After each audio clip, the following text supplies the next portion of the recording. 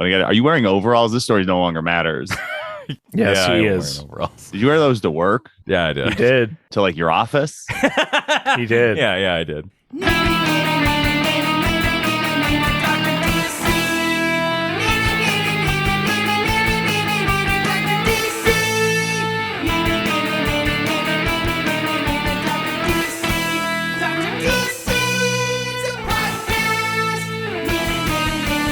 Welcome, residents, to the Dr. DC podcast. My name is producer Richard, and next to me is the Doctor himself. Hello. Each week, we talk about the weird and wonderful world of DC while fielding questions from listeners like you.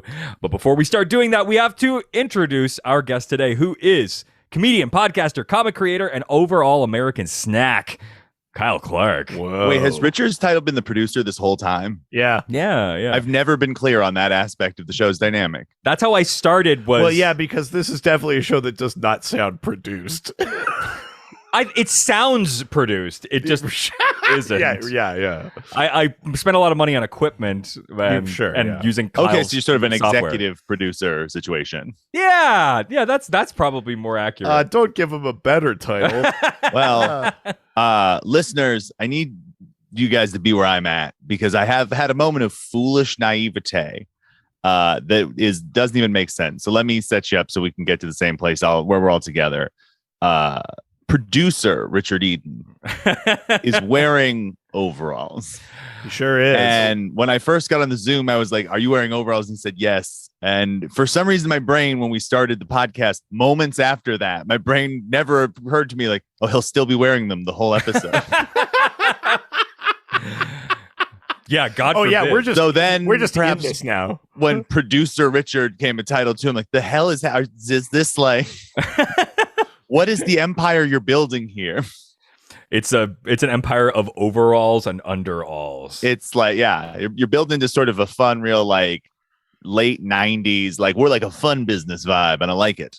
That's our whole thing. That's like basically it's all just a sandcastle that could be washed away at any moment. Yeah, that's true. I'm just wearing a long t-shirt and shorts. And it's rough. And I had a baseball cap on today, and I told Richard I look like a guy who just opened a community skate park. Yeah, it's true. Just about you're like the guy who's together. like making sure everybody sees that the table with the water and the cookies is for everyone. Yes, yeah, exactly. But that's just because I'm fat and these are the only clothes that fit, and it's hot. And your mother-in-law bought you clothes. Yeah, and now they fit. Yeah, because all the other she clothes bought them for the size she wanted you to be. Oh. No, the size I am. Yeah, no. It's all disappointment. Well, it's nice to have you back, Kyle. Thrilled to be here. This is all the chaos I've sown simply from the idea of Richard trying to have a title. It's always been the title. Chaos Lord. That it is true that the whole time he has called himself Producer Richard, Wow. which is I became a lot of times. Yeah, I became host around 75, maybe. But well, no. You became host considerably earlier than that. We solidified it as the two of us were the only hosts at around 75. Yes. It was initially just he needed a podcast and asked me to make it for him. Yes. Yeah, you were a means to an end. But now you've become so much more. Yeah, also your boss now. Yeah. Oh, am I the sub? Yeah, you simp bitch.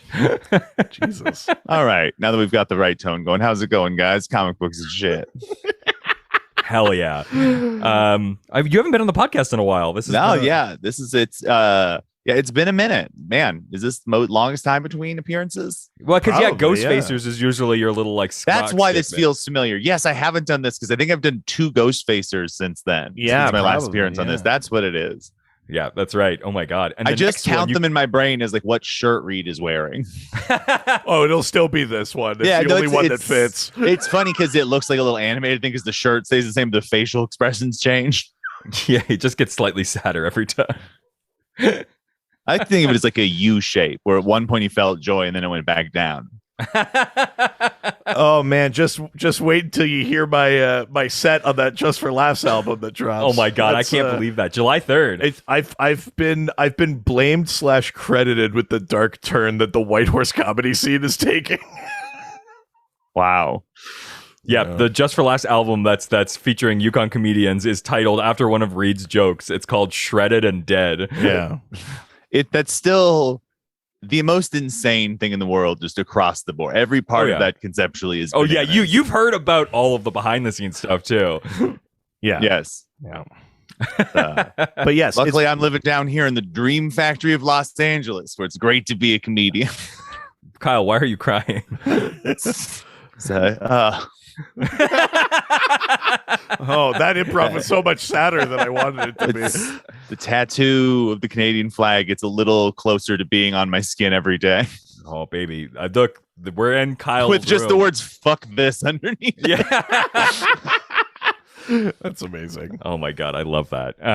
So we're talking about Sandman today. Yeah, I mean, it's come up on the show before. Yeah. We did a Vertigo episode with Kyle forever ago, and obviously, those comics and Sandman have come up, I think, in maybe every appearance of Kyle on the show. I've been known to enjoy it. So we figured 5 years in we'd throw you a bone and do a Sandman episode. We have a bunch of questions about Morpheus, the Dream Lord. Ooh. Yeah, but Kyle, what's your relationship with Sandman overall? I think we've touched on it so much, but I want to know. I touched on it a little bit on the Vertigo episode because it's Sandman is probably one of the 2 or 3 most like influential things I've read, and it is one of those things where I had that weird moment where as a young man I sort of felt these odd feelings, and I was like, maybe I like comics. And so I started out just kind of felt around, and then like Ultimate Spider-Man really pulled me in. I was one of that perfect generation of people when like Joe Quesada takes over Marvel and makes comics not shitty again, and so kind of get into that stuff, and then slowly like had very few like nerdy friends. Like that was not, and did not know people who like read comics. Then when I was a freshman in high school, there was like a kid I knew, and he was like the other kid in school I knew who read comics. So I like made friends with him, and then I had somebody, and then I found out there was this dude. I have such a distinct memory of this because it's I remember zero about the class except for this like friendship. I was in my algebra 1 class, my freshman year of high school, and the dude who sat in front of me was this goth dude who loved like Nine Inch Nails, and fucking he was an artist, and we were supposed to do a comic years ago, and then I abandoned doing that for guitar because it seemed like there was more girls in it, and I always feel guilty about it. But like super cool guy, he loved Stephen King, so he and I like bonded over loving Stephen King, right? And then he knew all these like cool dark and horror things. He's the first person I ever knew who's seen Dead Alive. Right. Shout out to Samson Rosen if you're out there and listening to deep Canadian podcasting. Yeah. But and one of the things he'd said was like, did you ever read Sandman? And I was like, the hell is that? And he's like, oh, it's like this cool like dark comic thing. And I knew I had seen shit about it a little bit in Wizard, and I was getting interested in because I liked punk by that point. Right. So the abstract idea of like indie comics, like, and black and white comics and stuff that wasn't superheroes had never really been a thing that I understood. So once I saw that, there was just this fascination of like, oh shit, what is this? Like you can do more stuff with comics than just Spider-Man. Right. And then from there, like he had all 10 volumes of Sandman. So my freshman year, he would just like lend me one at a time the trades for Sandman, and I'd like read them. And I just have a distinct, like one of the strongest memories I have from like my teen years at this point is me on like early Saturday mornings reading Sandman, but I was also my freshman year on Accutane, the like really insane like acne medication that I used to do that like made you go crazy. It certainly didn't help push forward chemical imbalances in my brain that have been a real fucking adventure for the subsequent 15 years. That shit's like a nuclear bomb. Yeah, it's wild. And so, but one of the things that did at the same time was turn me into a chapstick addict. I am a psychotic chapstick person to the point now where it's not only do I love it, but like I have strong opinions on like good versus bad chapstick. I love a flavored chapstick. There is a brand of chapstick that used to exist called Flavor Craze, and it had this blue raspberry one. Love blue raspberry. I loved this chapstick, and when I was in Accutane mode, I'm using it all the time. So I have like the smell of this like blue raspberry chapstick and reading fucking Sandman things and just being a fat nerd laying in bed living my best life is like such a distinct I love how many of my early high school memories are me alone doing something dorky no one knows about. It's just like it's like this, and it's downloading Butthole Surfers records on Kazaa while I talk on a Resident Evil message board, or like Isn't that everybody's experience? I hope so. Like, oh man, I sure like watching Homestar Runner while I play the emo game. Like, Yes, Oh, so yes, much this Homestar is Runner. this is just my life. Yeah. and so yeah, but and Sandman is so good, and it's so many things that I love, or things that I don't normally love as much as you know, like I don't love fantasy, like, and so Right. this being this like thing, but like finding this kind of dark thing, and it's got like the horror elements too. It was a huge thing for me, like, you know, issues like 24 Hours and Collectors, where they are just like full tilt horror movies, Yeah. and or like in fucking you know, A Game of You, where there's a fucking face nailed to the wall that keeps talking with its like severed tongue just bleeding down and shit, and Yeah. like having that intermixed with characters like, you know, Matthew and Jack or things like that, where it's like funny, you know, and Cain and Abel. Yeah. And it has all this history to it, and it has all these like literary references, and it got me into other things outside of that.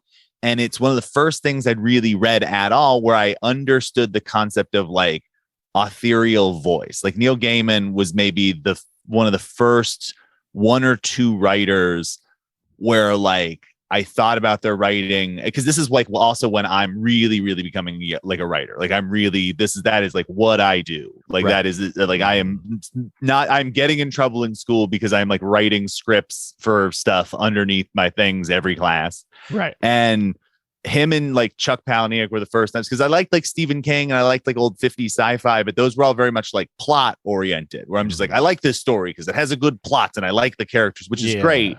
But like as you sort of start studying and getting really serious about like, oh, like how did you write with a little bit of style? Like just telling A, B, and C is fun, but like how do you fucking, you know, it's like doing anything, you know, you learn how to do tricks and stuff.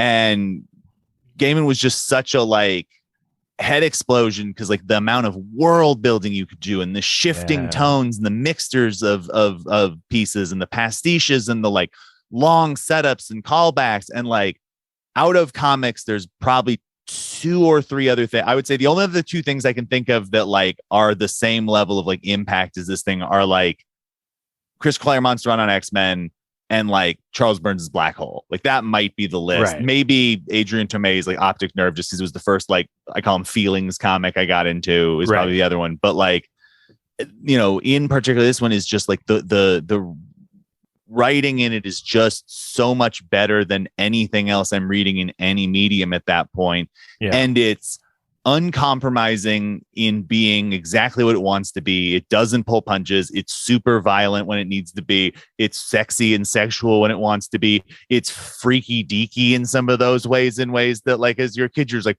oh, like there's the reason that he spent the 90s the fucking goth king, is like he changes the way entire subsets of subcultures see themselves over the course of a decade in a way it's just so wild, because you start with 90s goth, you know, in the early 90s, and you're looking at shit like James O'Barr and Underground Comics and fucking Ministry and shit, and the kind of like by the end, you know, you still have these heavy things, but like guys like Neil Gaiman are bringing in, you know, these influences of like Tori Amos and shit, as all these goth people are growing up and getting in. Even those bands are getting into being weirder and interesting bands. And so it is, I feel like, emblematic of a whole subculture movement over the course of a decade. And it's such a cool cultural object that is so of a time and of a moment and of a voice that it's why I think it's like perfect comics. Like it is a thing that is a comic. And even when we do adaptations, and we will fucking chat about them. Oh yeah. I think that it's the same. It's, you know, it's the same weird math of why like Watchmen never quite works when you try to tell that story in a movie, or like a lot of these things is like, I think there's, you know, and some of this I'm a real fucking pretentious dick about, because I've been spending the last 2 years but even more so because I've been in my little graduates program trying to understand comics now that I'm writing a thing. Of course. But it really is like, there is something about that storytelling medium that sometimes people really find a way to do things with it that you cannot do in other ways. I think Tom King's last couple of books have all been that way. Vision and Miss Miracle, all that kind of stuff. and I think this is maybe one of the apex versions of it, and it's still kind of one of the best. Like, you look at how much good stuff Vertigo has, and at the same time, you just like, I think the best Vertigo stuff, and I think there's a lot of it, is the stuff that you can't really add or subtract to. And I think like Sandman has the misfortune of being more popular than something like 100 Bullets or Scalped or something like that, where like there's not as much of a desire, like we got to go fucking attach some shit. But I think what's beautiful about Sandman more than maybe anything else that they have is that there is this level of like, you can do whatever with it, but those 10 volumes exist as this just sort of like perfect thing that no addendums or whatever can really touch. Shut up, dog. I'm making a point. All right, hang on a second. Hey, got me to stop talking. Anyways, there's my filibuster. Let the children open the Boy Scout camp. I love putting the coin in Kyle. It's funny that you talk about Watchmen there, because I have I was like fully an adult and had only just come back around to reading comics at all before I read Sandman. Like, I'm way late to Sandman. Mm-hmm. But I remember in high school, it wasn't Watchmen that people were talking about. It was Sandman. The people that were kind of like in that world and reading, like the quote unquote, like literary comics, they were talking about Sandman, not Watchmen. And it was always one of those ones where it was like, that sounds cool. I still have this thing to this day, but I was like, 10 volumes. That's, it's like the reason I still haven't really. It's so fast, though. It's the reason I still haven't really watched The Wire. I mean, I'm just like, that's a lot. I'm too late. I came back. Anyways, listen to our podcast about Supernatural. Yeah, you can exactly. I came back to it. I came back to it later though, but it was like, it's funny that was the one that people in high school and that were reading comics were really clinging to. They were like, you should read Sandman. It's fucking amazing. Yeah. It's one of maybe 3 books that I recommend people, maybe even 2 at this point. It's like Sandman and Black Hole. I'm just like, if you want to know why I like comics, these are the 2. The rest of it's fine. I'll admit I haven't read it. I mean, not a great sales pitch to get people into comics. Kind of only a sales. I gotta just show them Black Hole. And people are like, comics are fucking great if this is what they all are. We'll do the. Oh, this is DC. We can't do that one. I'm always trying to push a Black Hole podcast on people. I have a bunch out there. This is a black hole, but in a different way. Yeah. I stand for Neil and Charles. That's very funny. Have you read Sandman? No, Richard? I haven't. Like, I haven't read any of you like? I have something here, but yeah. Did you read like the Green Arrow thing Kevin Smith did, where they have the little nod to it? Sure. Yeah, I've read that. I've read a bit, some of the like Constantine stuff, but I haven't read like the 10 volumes. Like, it's also wild because like Constantine is only in one story in the entire run, but it's and read a bit of Lucifer.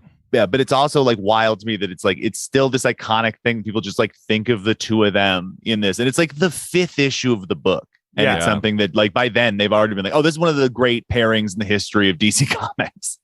Yeah. I did Lucifer. I've done, Hellraiser, but no. Yeah, I Blazer. Yes, sorry.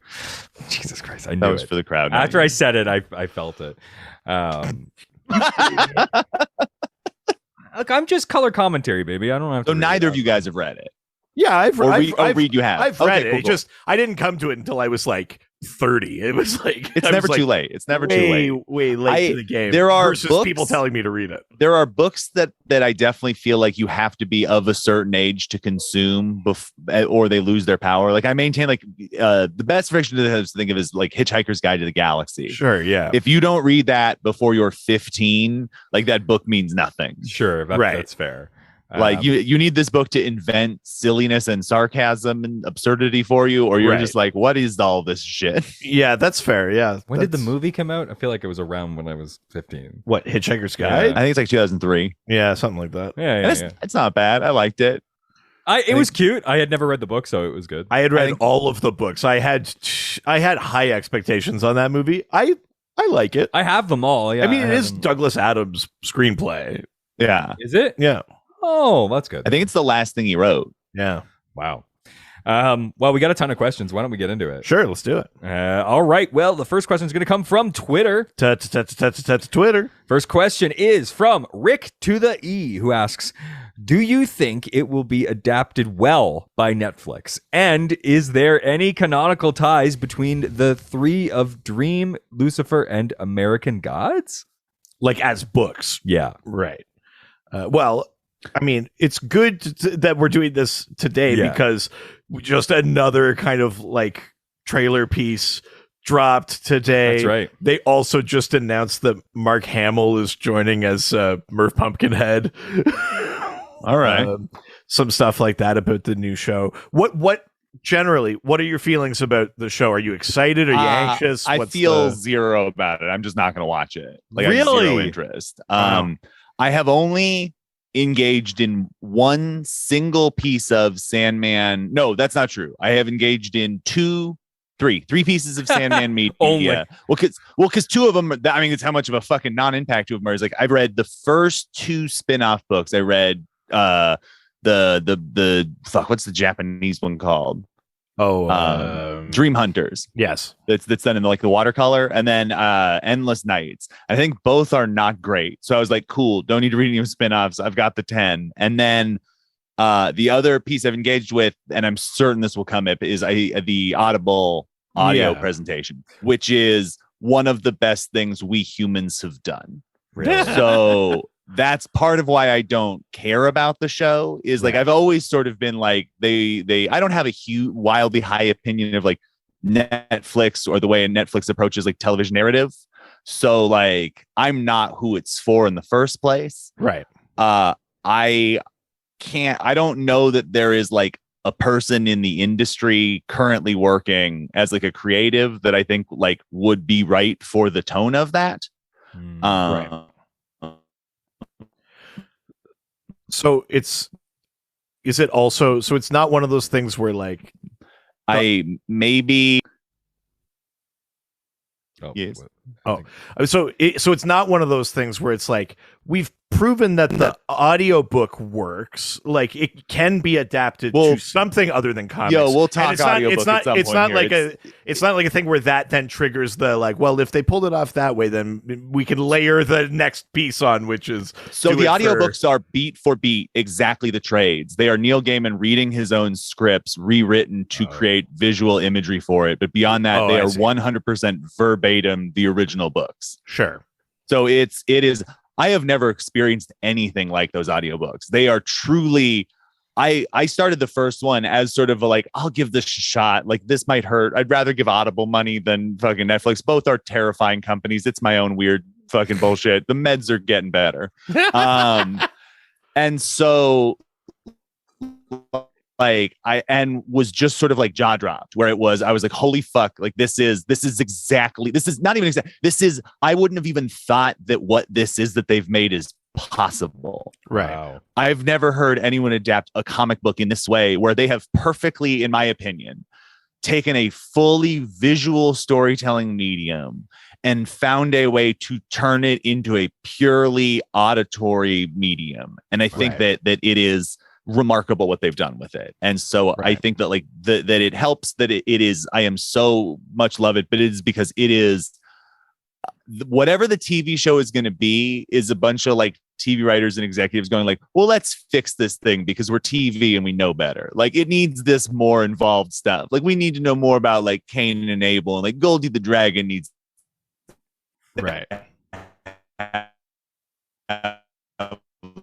like a gritty origin story by terrible trauma from their past that will show in real fucking space filler flashback episodes and shit.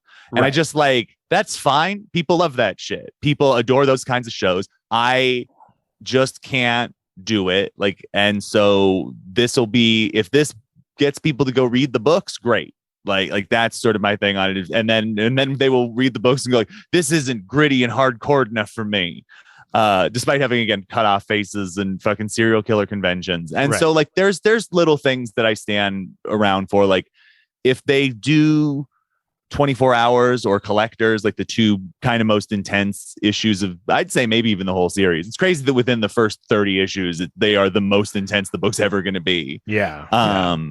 and maybe even the first 20. But like, so there is, I would be curious about those. But again, I think you're going to end up, there are parts of the, I almost wish like instead that they like, I always felt like doing them as like a mixed media thing would have been cool to do, like some of it be TV shows, some of it be movies. Cause like, I think like A Doll's House and A Game of You both feel like such perfect things for movies. Like A Game of You especially is just like the whole thing with Barbie and the fantasy world and the cuckoo. Like it's, there's so little Morpheus in it to begin with, which is another thing that I think I love about many Vertigo books. I think Fable's the other one that really crushes on this. Like, you can have this ensemble cast where whoever the show is ostensibly about might not show up for fucking issues. Right. But everything else is so compelling that you're still moving forward on it. And so like, I don't know if they'll do seasons on the arcs and stuff like that.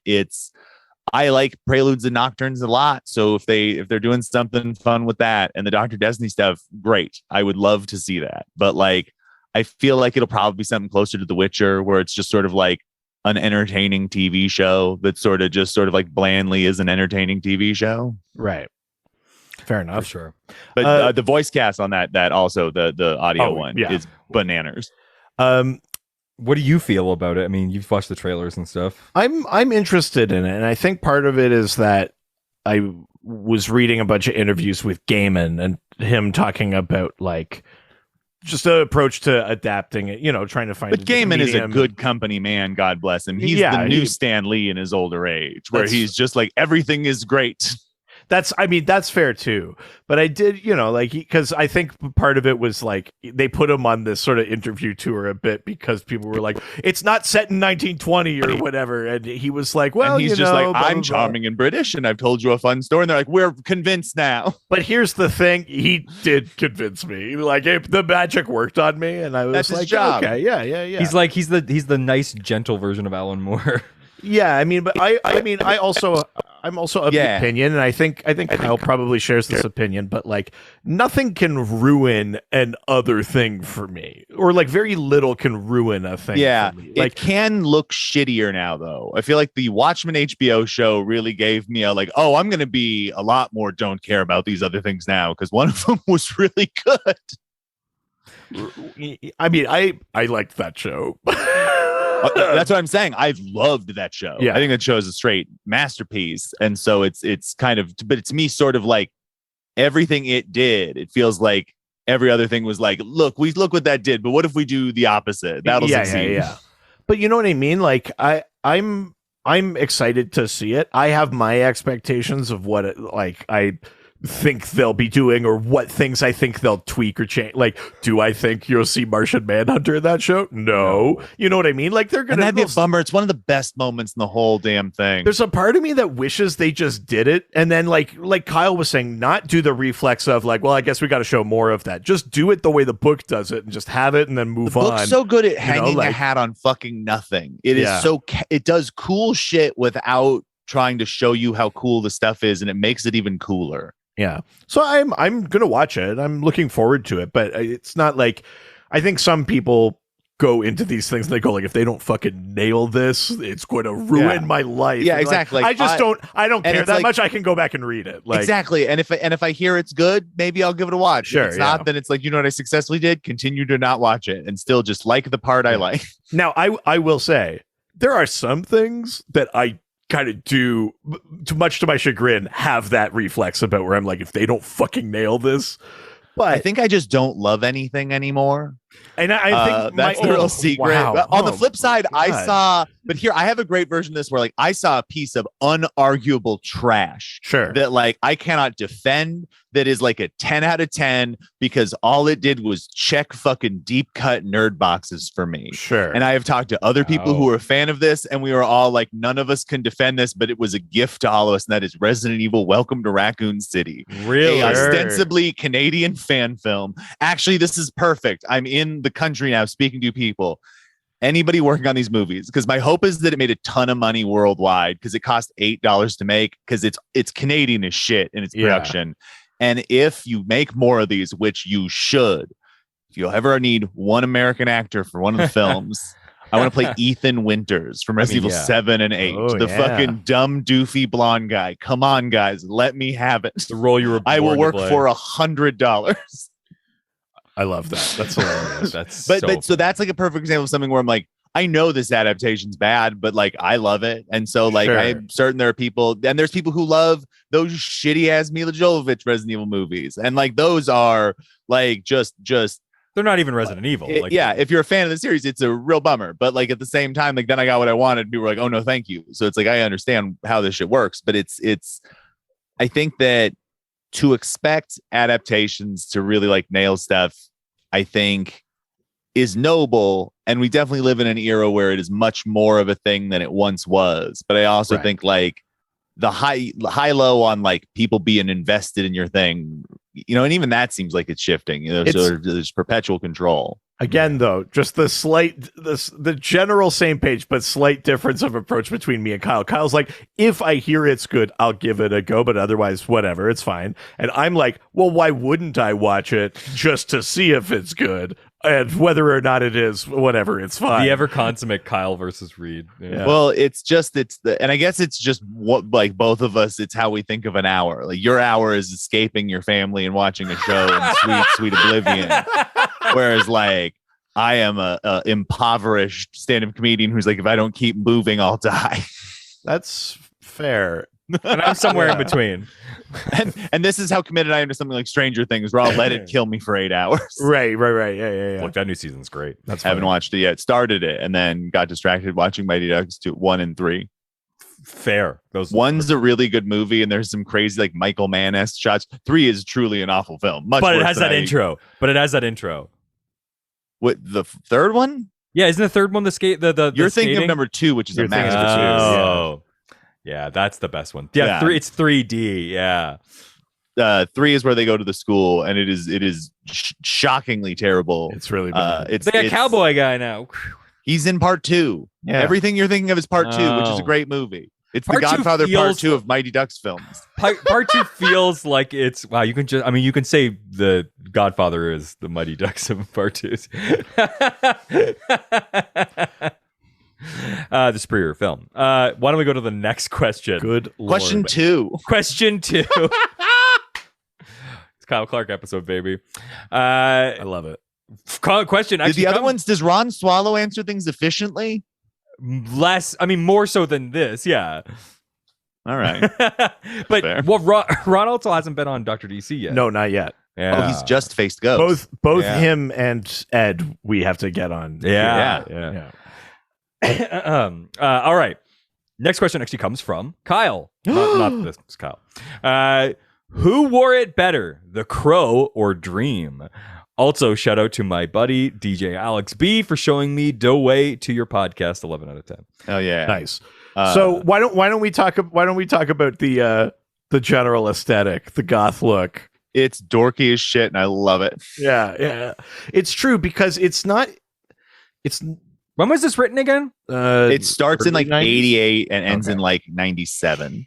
Sure. Okay, that adds. Yeah, it's definitely not like a whoa badass thing, because like Dream is also like a skinny like rail. Like Morpheus is just like a tiny guy with like big messy hair, and he's like. Ugh.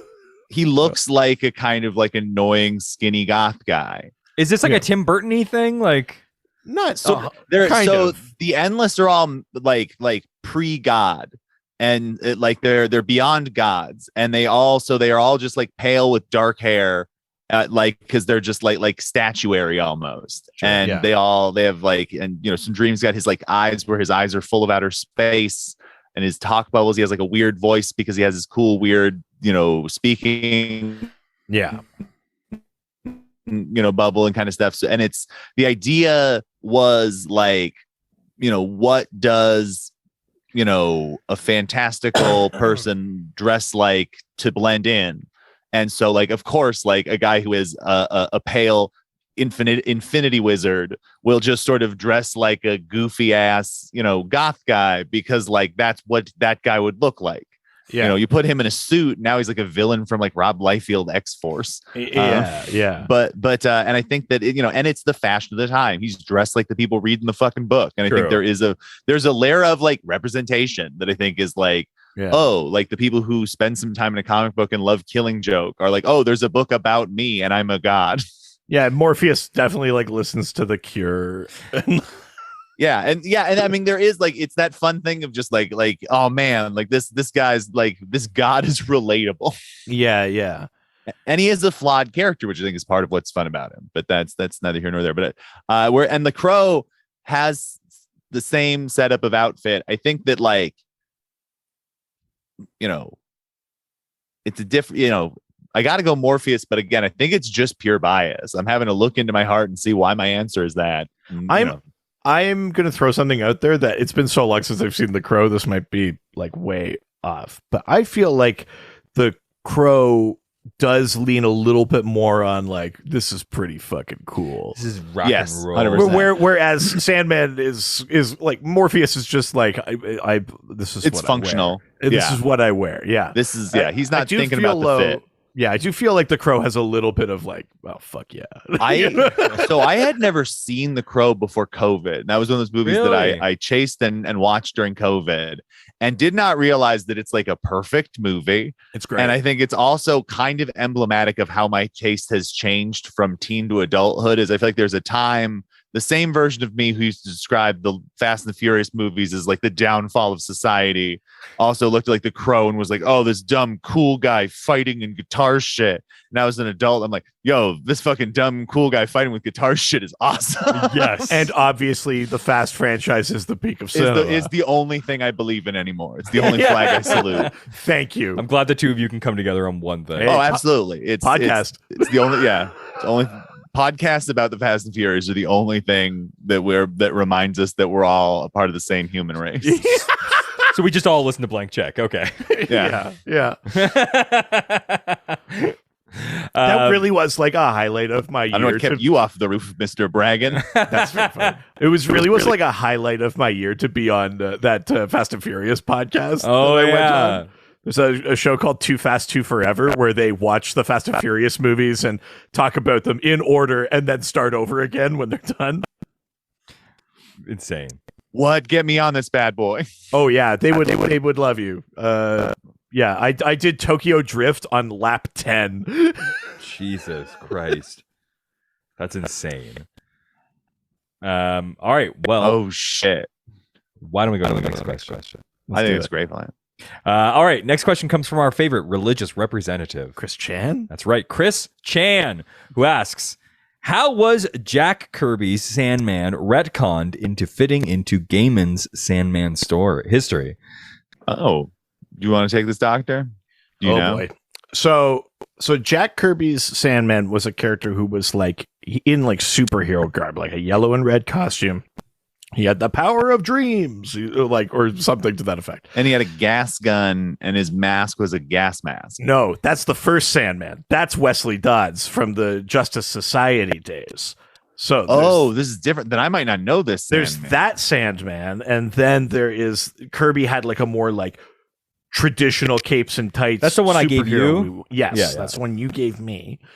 And then in Sandman, eventually they all get reconciled. So yes, part of the thing is that Wesley Dodds, the guy with the gas gun and the mask, he has a little bit of Morpheus's like dream sand, and he gets like kind of the power of prophecy a little bit through dreams and stuff like that. And it happens because it's Morpheus is trapped. So there's all sorts of kind of like weird freak magical things that are happening because of the chaos of this like center not existing in that time. Exactly. So then the Kirby Sandman, this gets into the messy DC lore thing. I'm gonna fuck this up a little bit, but in Morpheus's absence, while he's trapped in our world, I think it's Brute and Glob, the two kind of like hench. Oh, beings. Fuck me! Is that who that he is in the dream? They have trapped. Oh my God! You're breaking my brain. I did not know this. Holy shit! Yeah, they trapped that Sandman, and I think it's it's Lita, right? And Lita, there. It's Hector Hall, but made into that Sandman. And then finally, when his soul gets released, but Lita is pregnant, and Lita is like pregnant in the dream realm. She eventually gives birth to Daniel Hall, who becomes eventually the next Dream after Morpheus. But they have a crazy history that connects them to both Hawk and Dove and Hawkman and Hawkwoman. That's crazy. It's I all never it's thought all to think that was a connected, connect. and they I rope just thought it was in- some asshole in a funny costume. and they rope in. That's the Kirby Sandman. That's that design. Every part of this thing is Yeah. so tight. That's what that is. Now, the bit I can't remember how they do or if they do is deal with like, but who is like the character of Kirby Sandman? Because I'm pretty sure that's just Hector Hall kind of dressed as him. And Yeah. that's the piece I don't remember. And someone might have read it more recently or something and actually knows. But there's a lot of moving pieces because there's stuff about I'm certain we'll do a whole Universal reboot about it in a few years. there's all this stuff about like reincarnation and stuff like that because like Hector Hall is the child of Hank Hall and Dawn Granger, I think, but is a reincarnated soul of one of the Hawks. And then then Hector Hall is Dr. Fate for a bit. and then he's but before all of that, he was trapped in in the dream realm, in the dreaming. Wow. Yeah, I fucked some piece of that up, but basically there's a lore schlemazel, but Gaiman uses it to kind of like feed in these little bits about like, I know there are other Sandman out there, and like, boom, here they go. Jesus. His book is also, again, I was not, I'm still very early in my comic reading at that point, but like the first time I really realized like how much crossover continuity stuff can be between books, like that was still very novel to me. Was just like, oh, wait a minute. Like, it's not just like an event thing that like, oh, they meet this, but like that it's actually pretty casual. Yeah. It's I mean, that's the shit I love, obviously, but it's what's nice about how Sandman does it is there's no version of it where it's like, and now you got to pick up like Hawkman 20 to see how it ends. Like, it's just it's so clean and beautiful at his disposal. He uses it a bit and then he puts it over there, and if another writer wants to pick up where he left it later, they can, but it's nothing is like necessarily leading out or into anything else. All right. Damn. Shout out should be done to Karen Berger, the editor-in-chief of Vertigo, and the way that she was able to fucking keep all of these writers and artists like free from editorial meddling and able to like make stuff that is truly, again, some of the apexes of comic books as an art form. And it is, she is, I don't know that she can ever be like sung enough to me as like being one of the, probably 5 or 6 most like influential people on modern comics. So I think that's such a secret weapon of so much of it is just Karen Berger going like no, you leave them alone. Yeah, it's true. Wow. All right. Well, let's leave Twitter and head on over to Instagram. Now we're going to Instagram, take some questions and answer them. It's a good song. It's come along really well. The best the podcast ever gets. The one and only question from Instagram comes from the most interesting resident. It's the most interesting resident. There's Andrew only one. Delgado? That's right. Of course, it's Andrew Delgado, who asks, could you talk about how Dream also apparently embodies reality? Is it fitting or ironic how Dream-related characters are seemingly retcon proof? Well, how much of this is stuff that's being put out there through Overture and the Dreaming and stuff like that? I'd be curious because I'm trying to think of what. I don't know if I fully understand. Like, I mean, the reality control, just because like the lines between dream and reality or whatever. Mm-hmm. Yeah, I'm a little murky on that as well. But what I will say is that right now DC's current cosmology is everything happened, and that like the general populace of the world knows it now too. So they also know that they have these like lives and stories that dead end because of crises and things like everyone is just aware of the external continuity. There of was everything. fuckery that like has gone on. Yeah, exactly. But so everybody's just aware of everything all the time.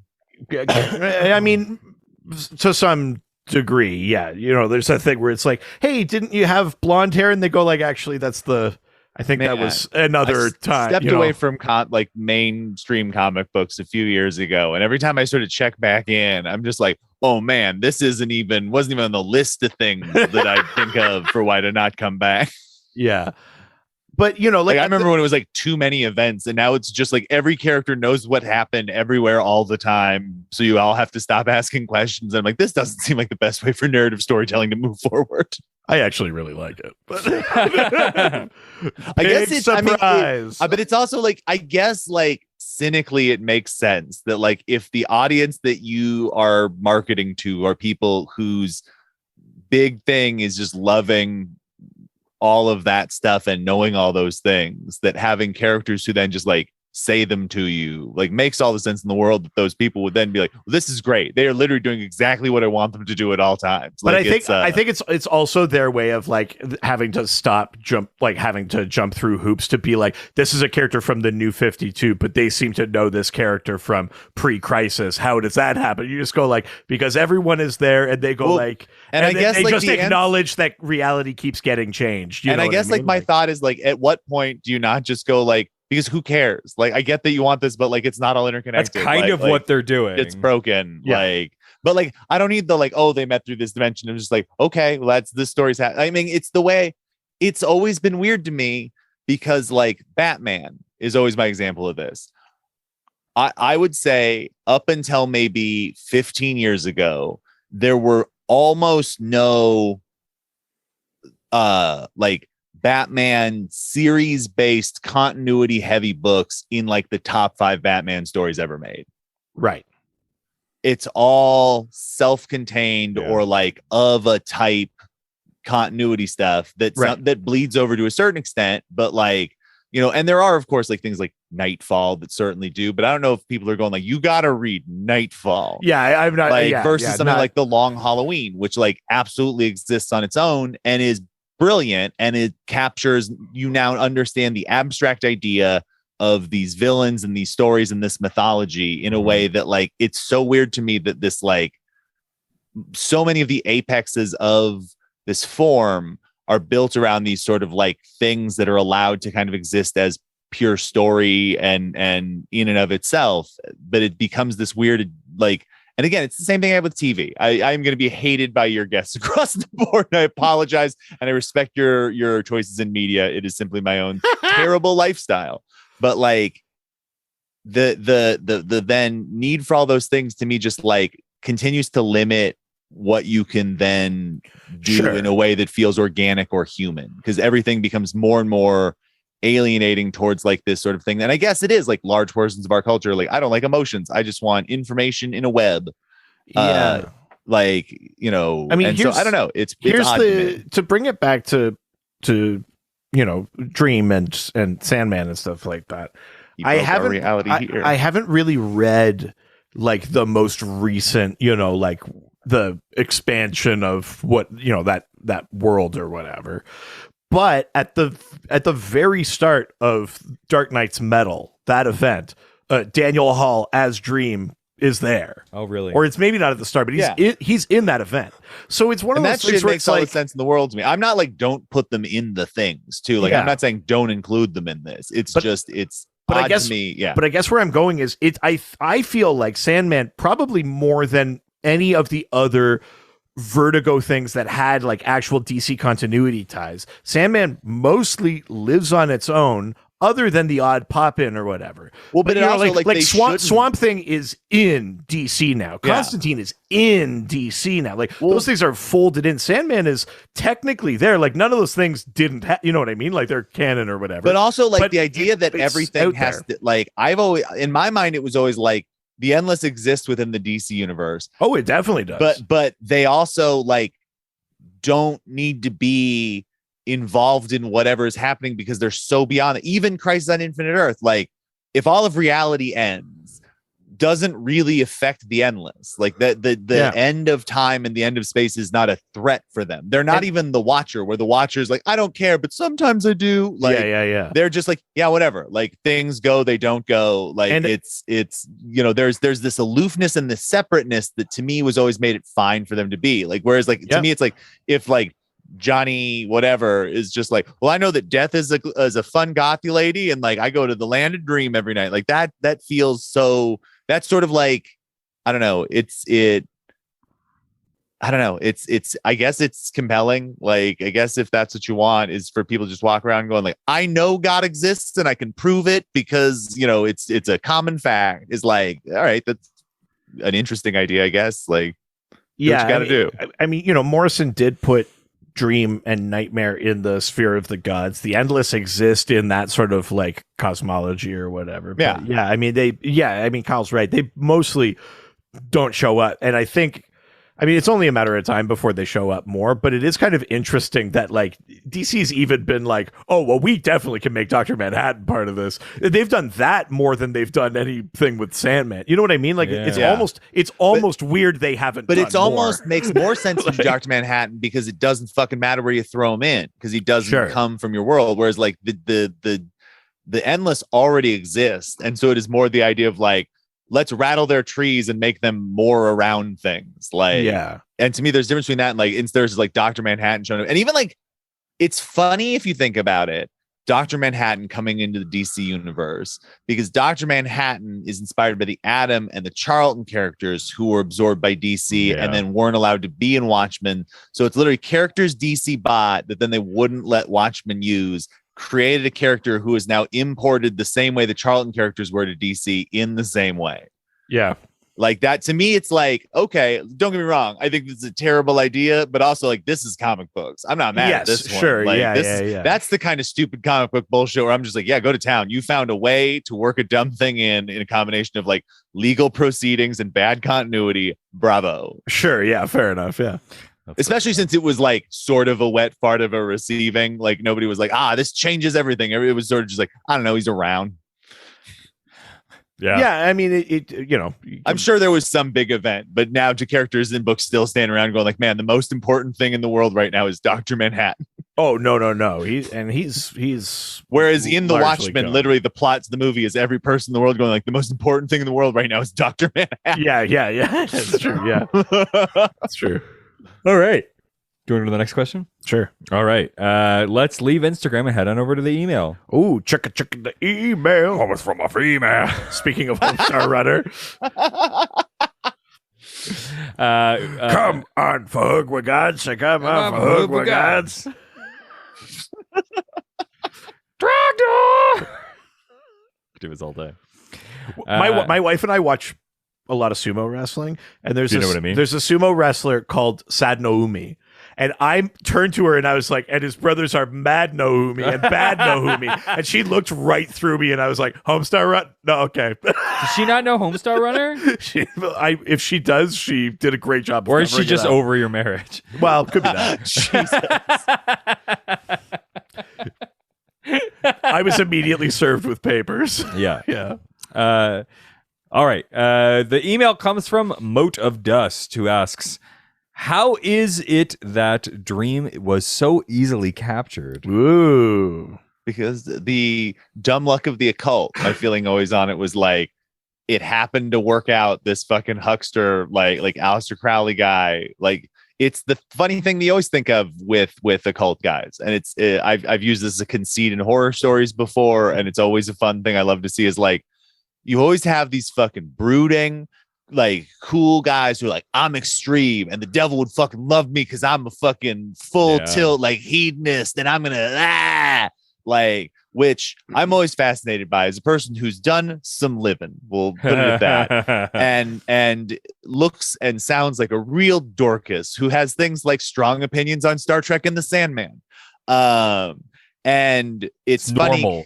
Because like the number of those guys I meet who hate me because I am not a hardcore looking fella. No. And they really do not appreciate just a California boy who's just trying to casually love the devil. I just always feel like, let's be honest.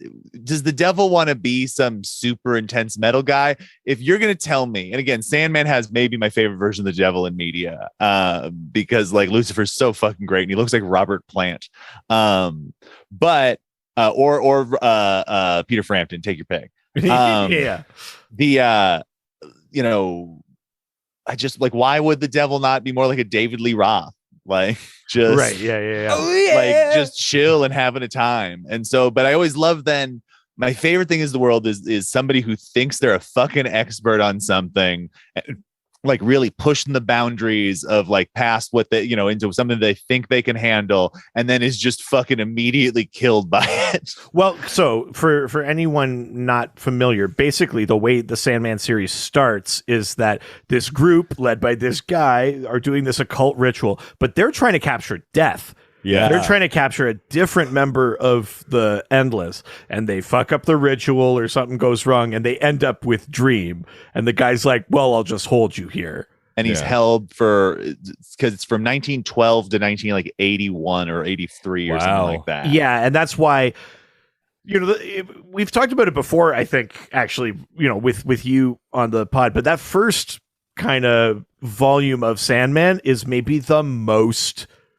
superhero-y or like traditional comic book, because he's like, and now I'm free, I gotta get my helmet, I gotta get my sand, I gotta get my gem, and he's like doing the things, he's like, I'm gonna reclaim my title. And then after that, you know, we're still exploring the dreaming and what happened while he was gone, but it kind of it meanders from there. But that first one is literally about he gets captured by accident for like 70 years, and then when he finally gets out, he's like, so no one's been looking after the dreaming this whole time. Yeah. And he has to, his gem has gone to Dr. Destiny, who's a Justice League villain who has like dream powers, and you know, Gaiman works that in, and he has to get his Sandman, Wesley Dodds. Wow. That's worked in. You know, he has to go to hell and deal with. Sand's the crazy one, because it's because he also talks about like the shit that they stole from him over 70 years just kept getting stolen or traded by antique people, and like, you know, so it just gets spread around. Like the sand, Wesley Dobbs had it disappeared into some guy slept with some girl, she stole the stand from him in the night. Yeah, and she's like heroin addicted. Yeah, and she's a John Constantine ex-girlfriend who was a heroin junkie, ends up with magic sand, and so like dies basically living like she's doing magic sand like it's drugs. Yeah, and that's the Constantine issue that has. So here's the deal: if they end up, I don't think Constantine will end up in the show. Like, I think like there's too many. There's a Joanna Constantine in the show, but that's a whole separate thing. Yes, Joanna Constantine's a whole separate run of the series. But you've already used that far. Yeah, I mean, I'd love to see it, but like the hallway from the Constantine issue. Oh yeah, where it's just all the people who were either in the house or tried to help her, who have just been absorbed in a hallway full of like fleshy, moaning, like stretched, like, you know, the hallway is just now just like made of what were once bodies and skin. Like that I'd like to see. Like those are the things that if the show does, and it's the things I just think they won't do. Like I just don't, I cannot see this being as violent as the comic is. Like even though like Netflix doesn't shy away from violence, it feels like such a prestige piece that I cannot imagine that they will not sand off the edges on a lot of that stuff, because it's like, I don't ever think like Sandman is like upsetting violence wise, if that makes sense. It never feels like exploitive, but it fucking never pulls punch on stuff, and I think it's one of the things that makes it such an effective horror fantasy. I think you're right, actually. I think that's fair. But it's also weird that Sam Keith did the early art, who then goes on to do the mags, and a lot of people hate the way the early books look. I enjoy them, they're messy, but I think that's part of why I was attracted to them back in the day. Is like, this looks so different for a comic. I mean, I hadn't seen EC or anything like that kind of has the vibe up. Sorry. But I guess the short answer is Dream is captured easily because Death is presumably harder to capture, and they accidentally got Dream. Well, and I don't think it's like easy. I think it was like an accident. I think he had like a 50-50 shot of just nothing happening. Like it was just dumb random chaos is like what makes it happen. Yeah. Crazy. All right, well, let's go to the next question, which means we are leaving emails and heading over to Reddit, where everyone's nice and no one's ever mean. That's right, super nice. Everybody's nice on Reddit. First question comes from I Am Wallpaper, who asks, I remember there being two Sandmen, the Neil Gaiman one and that guy that looks like he's a World War I gas mask. Sandman Mystery Theater. What's up with that? Yeah, so Wesley Dodds, this is the guy we've talked about. Even by the Justice Society standards, and those, are the heroes that kind of got retconned to be the war era heroes, right? The original superheroes, the Golden Age Flash, Golden Age Green Lantern, all of that. That Sandman, even by their standards, is meant to be older. He has a big arc in the Robinson Starman series. I mean, oh shit! Speaking of great DC stuff of the past, Starman is like one of my favorite DC comics of all time. But he's in there, and then he had a spin-off like Sandman Mystery Theater that's kind of simultaneously spun out of it's running the same time as Sandman. It's the funniest thing is like you get it, and it is confusing as shit for a hot minute until you go like, okay, this is the thing I'm into, and then there's this other thing that seems cool but is completely unrelated besides having the same titles almost. Exactly. So Sandman is doing its thing. Sandman Mystery Theater is Wesley Dodds like Sandman, and again a fun book with a lot of great artists and writers who worked on it. It's like it got some fun people, but it's like pulp adventures, right? Because that was like even look at his costume, right? Like that's what he is. He's a guy in a gas mask and a trench coat with a cape kind of thing, you know what I mean, and a gas gun and stuff like that. And then he's also in Starman. So how is he not in the CW yet? What it's funny, they it's not that they haven't had a Justice Society thing, but in the main Arrowverse, they largely avoided them. They did a very kind of pared down one, but where I'd maybe expect to see him is in Stargirl. That's the show that's been really like delving into those characters. Hear me out. I got to ask you a question, Doctor. Like now that we're seeing things like the Keaton Batman thing in the Flash and stuff like that, this is actually, and so here's like I'm gonna say some shit that I feel like will be fucking infuriating. Kyle Clark, the rabble rouser. I apologize. The Dr. DC podcast. I would almost be more excited to see the Endless pop up in a CW show than I would for them to have their own Prestige series.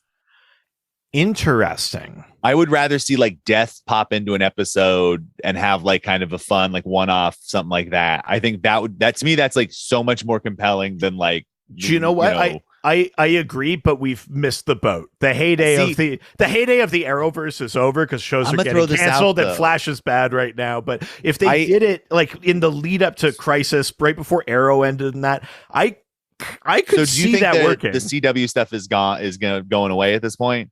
Yeah, I mean they canceled Legends. They canceled Batwoman. The new Gotham Knights show looks like it's just not for me. Yeah. The Flash has been bad for a couple of seasons. Stargirl is great, but kind of sequestered. It's technically on a different Earth. Yeah. That's such a bummer because for me, like that was the most fun other media comic book thing because it felt like comic books. Yeah, kind of cheap and fun, and people were doing. They've lost the breadth now, and that was the thing that let them play around and do that kind of stuff. So if they had that thought and done it before Crisis, which is really when it starts to end, if they had done that, I could see it working. I could see it has this like George Perez era version of like DC where it's just this mass of characters and this whole kind of wild world of stuff. It makes me sad that it's fallen apart now because that to me felt like something where it's like I think that's going to be so well loved by history. Yeah, 100%. I think that whole run of all those shows is going to age really well, and like I think there's a generation of people, especially DC fans, the same way that like the Batman 66 is now a thing people enjoy, and the way like Batman Forever is getting kind of reappraised, going like, hey, this isn't as bad as Batman and Robin. I think that there is layers of both of you got real quiet on that. And we're like, I strongly disagree. Batman and Robin is better. Batman and Robin is a embarrassing mistake. Batman Forever is a fun Batman film. and Robin knows what it is. Batman Forever is like a horrible Frankenstein's monster of a movie where Chris O'Donnell is awesome and we get kissed from a rose. We do find out that he is like acrobatic and a skilled fighter from him doing broom laundry. I was convinced. But But I think that like the way that some of those cheesier, lighter versions of stuff, I genuinely think there's going to be a run of younger fans one day who are like, did you know that there's like several hundred episodes of this sane, hyper interconnected thing that has like actors from like 4 or 5 generations of media properties that was all existing while their larger thing was tanking itself to death? Yeah.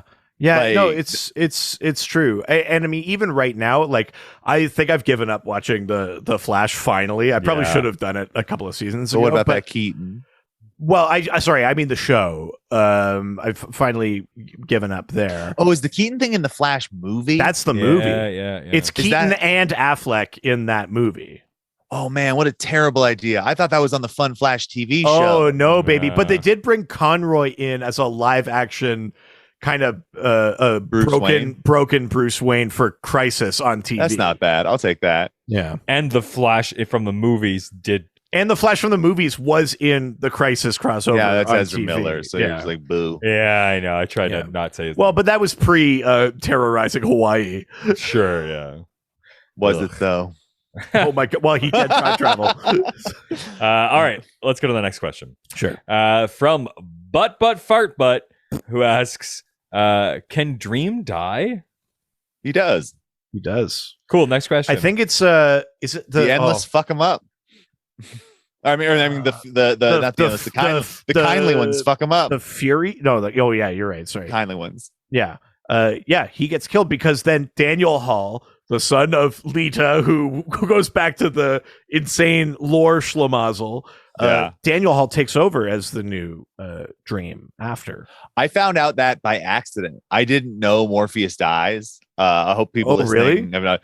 And I was literally reading through a Wizard price guide. And I was looking at like the first appearances of characters in Sandman in the Wizard price guide, and it had death of Morpheus as one of the like notes in there. Oh no.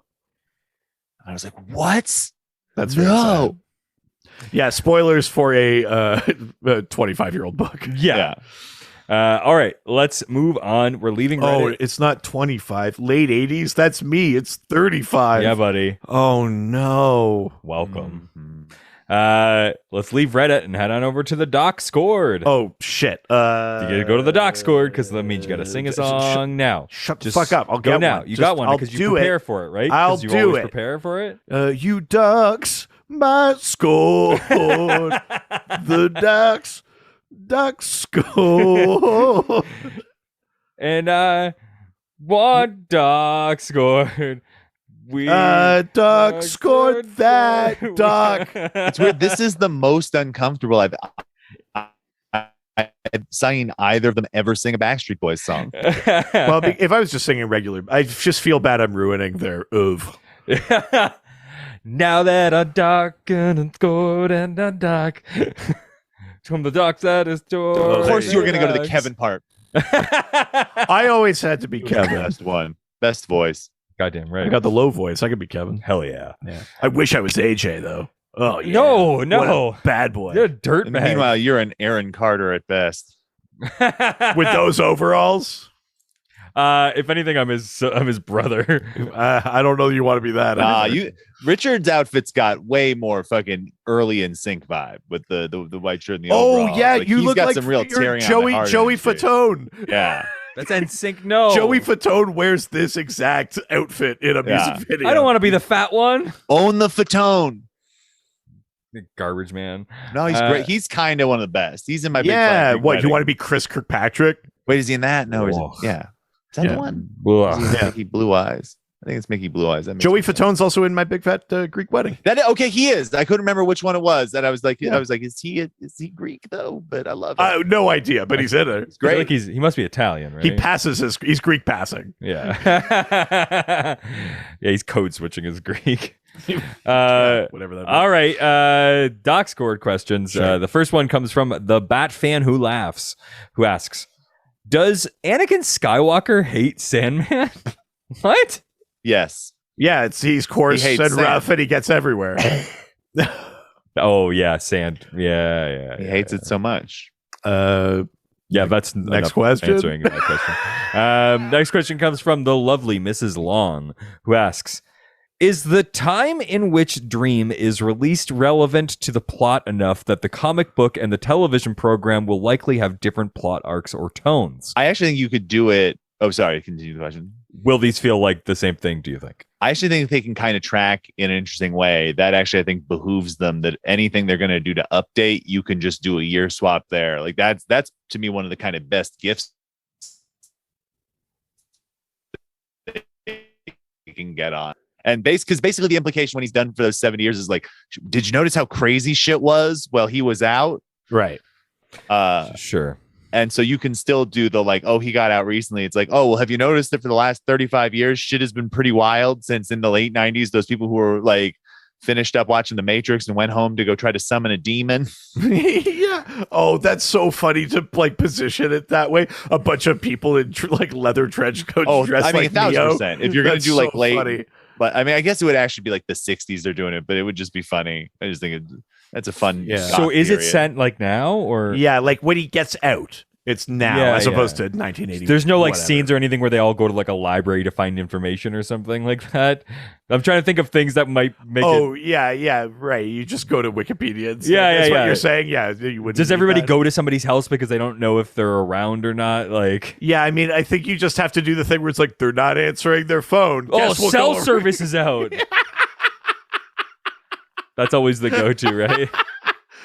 Yeah, I mean, everything else, presuming that they do everything else, doesn't. I don't know that it gets affected too They're much. actually they're going to be live streaming the summoning, and so then Morpheus will go viral. Yeah, remember to smash that subscribe button. We're gonna capture death. Yeah, there's just there's a weird round table scene where it's like America's best African American like celebrities, and it's like the O.J. Simpson, Michael Jackson.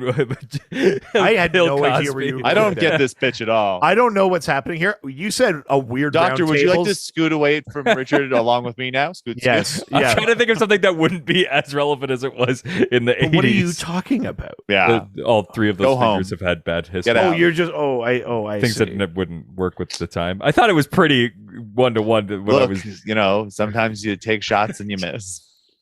You miss 100% of the shots you take. You did.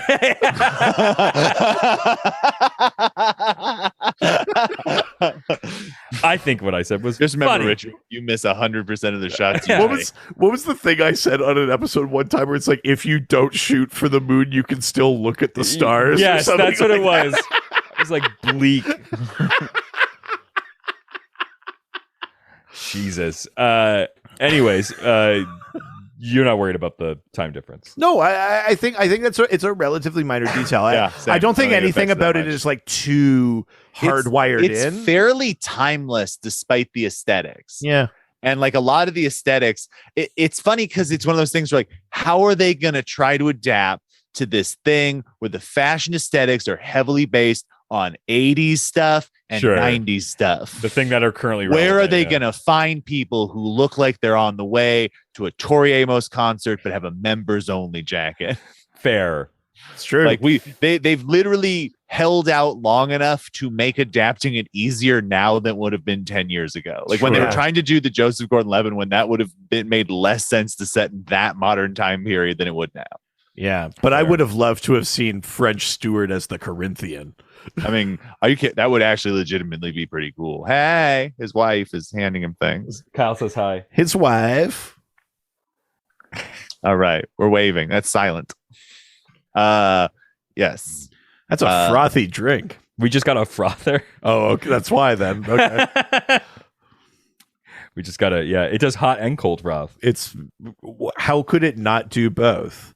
If it didn't heat it up, it would not be hot. Oh, it heats it. yeah. I just thought you meant you could put it in a hot drink or a cold drink. And it's like, yeah, I fucking figured. Yeah, that's what I meant by saying it could do hot and cold froth. What do It's I very look like? The Froth King? I don't know how it works. Kinda. Thank you. That's what you say. That's what you call yourself in the bedroom. I'm the Froth King. Oh no. Why is it frothy? That's what I asked, but no idea. Anyways, let's go to the next question. From Cosmic DM, our favorite spacey sexy texter, Yep. who asks, Do the endless experience their own eponymous realm with the context that others experience it with?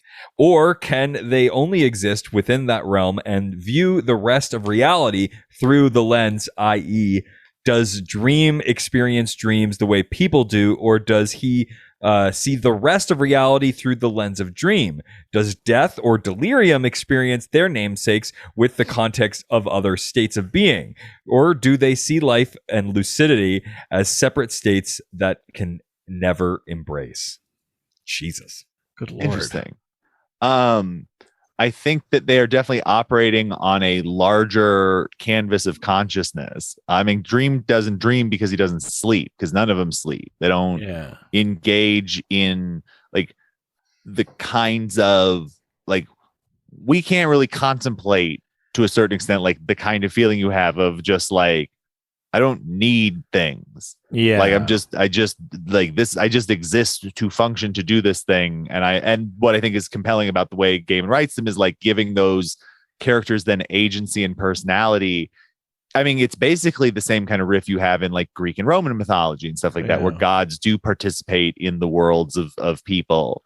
And I do feel like Dream, to me, like Morpheus, always felt a little more like he was looking at the world like through thick glass or something like that than like Death. Death feels like super like at home in the real world. Like, not that there's like fish out of water shit or anything like that, but like Death feels more present, and Dream feels very I have a like theory passing on this. through, you know? This is the thing I think about a lot, because that their dynamic is so thoroughly that through the series. I think the difference is Death can be chill because she is, despite having all this empathy, inherently removed, because her relationship with every single person is one thing, and it is a single point in your existence. And so she only has to focus on this single thing so she can appreciate the rest of the world in a very different way. Whereas like Dream is in the head and carries the dreams, fears, fantasies, and everything of everyone. And as a result, he is this weird mix of, he has way more emotional input and feelings that he is sort of like seeped in. So he has this like emotional layer of removal that Death doesn't have to have, because they have such different relationship things. And I think that the thing that is kind of the larger concept of the whole series is like, you know, Dream's biggest conflict through the entire series is he, despite his desire not to, has empathy for the thing that he is in charge of. Like everybody else kind of fills their own thing and is a little bit, you know, desire and despair and delirium are so much more sort of like fit into the job that they have, you know, and it's, and, you know, and even Death to a certain extent makes sense as the way that she functions. And Dream, you know, and I think it's the reason that Death likes him. I think it's the reason the other three don't understand him. And I think that as you get into, you know, the I mean, because we haven't even talked about like the concept of like destruction and how there's a whole segment of their family that has left his position. It's the chunk I've read the least. I keep meaning to go back and do that arc again. That's Brief Lives for folks listening.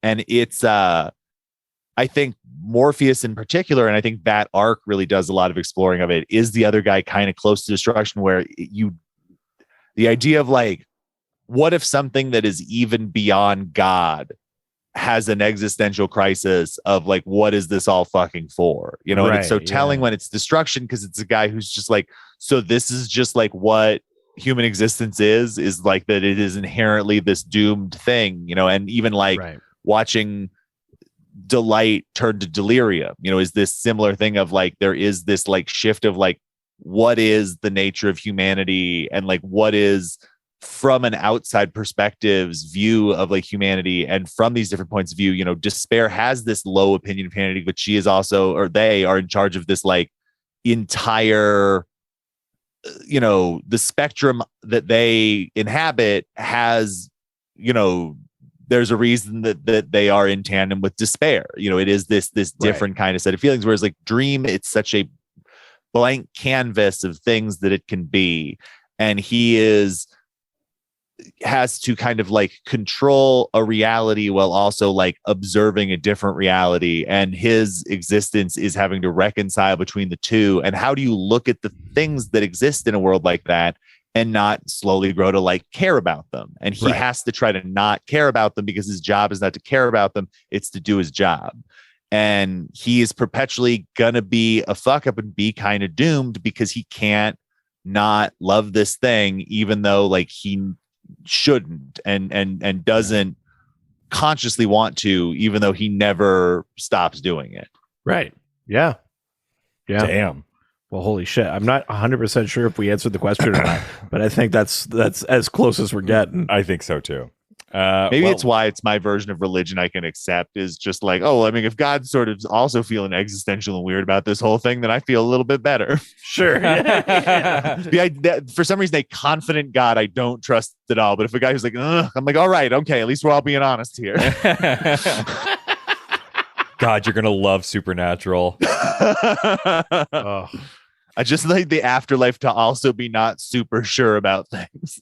God, you're gonna love Supernatural. God, and I can't wait for you to actually go back and fill in the. But we're one more episode away from it. That's for the. Did we do 6 or 5?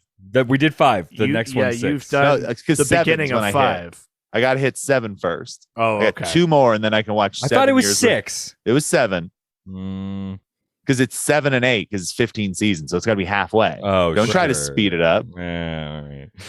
Yeah. I'm waiting till marriage. I mean, we're there. Come on. Actually, I guess maybe that's prom, and then marriage is the end of the series. There it is. Yeah, never mind. I'm waiting till prom. Wow, they're so easy.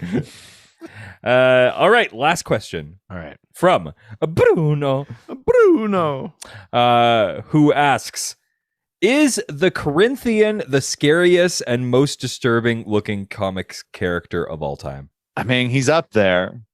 Yeah, so the Corinthian has like mouths for eyes, teeth for eyes. Yeah, teeth for eyes. Oh, that's worse. And then he is a handsome, tall, like statuesque, model-esque man who wears sunglasses all the time because his eyes are teeth, and he's a serial killer who eats eyes.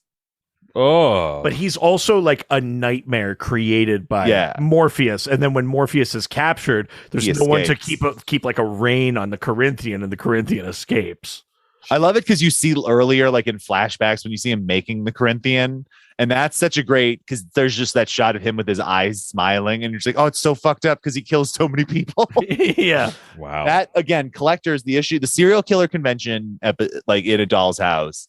There are other points in the series later that I really, really love, but like that was one of those things where, like, as a young budding horror fan at that point, like I had never even thought of anything as fucking crazy as like, oh, what if there's literally like a hotel where in Florida where serial killers around the country have organized to meet for a fucking weekend, and to be like, oh, me and my little brother who just escaped a nightmare situation are the only other people staying at this hotel. Like, Jesus, the runs of dialogue you get in that little run of issues is so fucking wild and dark, but also like gleefully like evil. In like, you're like, the 3 guys find out that the one guy's a like journalist and isn't actually a killer, and so they take him out to the fucking field and they kill him as a group, and they're driving back in the car going like, it sucks that we can't do this as a group all the time together. Like, that was so fun. And just like 15-year-old me who's like getting out of being kind of sheltered, like, is just like, man, this is way different than fucking X-Men and Street Sharks. Like, I am in a new run of like, this is, you know, I'm pretty fresh off of shit like Fight Club and like starting to discover like Fear and Loathing Las Vegas and transgressive stuff, and this was definitely a fucking real early one where it was like, hey, shit can be bananas. Okay, I've got a question for you, because I feel like we've talked around it a little bit already this episode, but my personal perception of Sandman, and the whole 10 volumes is amazing, but I've always felt that the first 4 or 5 are like where the stuff that really stands out for me, like the most iconic, the most like the stuff my brain really latched on to. Angles. Maybe I was going to say the same way. Oh yeah, I do. I think that the first half has some real firecrackers. I think that Preludes and Nocturnes is relatively strong. I know most people don't like it as much as I do, but like it's I think A Doll's House is probably always going to be my favorite. Yes. But, and partially because, but one of the two things, it's the most horror it ever gets. Yes. And it's also, it sets up so much that then goes on later on. And so it's one of those weird ones where it does a really good job of being a great story that also within it is seeding the entire rest of the series. Right. And I love A Game of You. I just reread that one relatively recently. That's that's the most fantasy one, which I always think is interesting because I am not a fantasy person, but that whole Barbie piece and getting to the cuckoo and all that, I love. I think Season of the Mist, which then leads to the spinoff for Lucifer, is really strong. The back end, I think World's End, because we haven't said there's 3 volumes that are short stories. Right. There is Dream County, Fables and Reflections, and World's End. And each one of those, they're presented differently. Fables and Reflections and Dream County are just single story volumes that go through. And there's a couple of really incredible pieces. Midsummer Night's Dream. Yeah, the Shakespeare one in there. That thing's a fucking masterpiece. Ramadan and Calypso are also stories and later ones that are really incredible single story pieces. And even those end up having impact on the other stories and stuff like that. And I think that the back end is ostensibly out. So World's End is the weird one. It kind of is this little like aperitif before they fucking finish the series, right? But it's like the Canterbury Tales, and you get some stuff. I think that the standout from that one is one of the most nerdy fucking DC Comics things they do, which is the Prez issue that Mike Allred does the art for. Right. Yeah. It is a rumination on a fucking super weird 70s DC comic called Prez the Kid President. I have some Prez. Like, you have the original one, or do you have like they made a series? They did a Prez, or whatever. Oh, I don't know. It's a good question. I bet I could see it being the old Prez stuff, but it's I didn't know what it was, but by the time that I was getting to that part of the book, I was already an insane Mike Allred fan. I had found him through his and Peter Milligan's version of X-Force, which which is a controversial book, but it was again one of the most influential comics in my development as a fan, and that led me to Madman and shit. So having that was cool for me, but like I overall think those stories are fine. There's a couple other fun ones in there, but those back 3 arcs of Brief Lives, Kindly Ones, and The Wake they are longer form stories. All 3 of those are long, and then they are much more singularly plotted. They are much more, ironically, they're the ones that are like about Morpheus doing shit. Yeah. And like, what's interesting is like the other ones are about Morpheus, but like A Doll's House and A Game of You he's not even the main character. Like the book becomes periodically the book stops being about Morpheus. It's just about a cool 20-something woman. Yeah. Like, and then it'll go back and you're like, oh, I forgot this book is not about this cool girl I've spent all these issues with. And so it becomes very, very Morpheus focused. It really starts trying to do plotty stuff. And I think that like by the time you're at Brief Lives, you can tell he's sort of like, oh, I know where the book ends. And I think the first half of the series, there is a little bit more of like a really talented guy, maybe at the start of maybe one of his most prolific period where he's really becoming a fucking rock star. Yeah. Coming off of doing Miracle Man and Mr. Punch and these other things he's doing, kind of warming up for this thing. I feel like this comes out of the box as this just novelty of like, look at all this crazy shit I can do. And then I think once he's sort of like, okay, I know where this needs to end.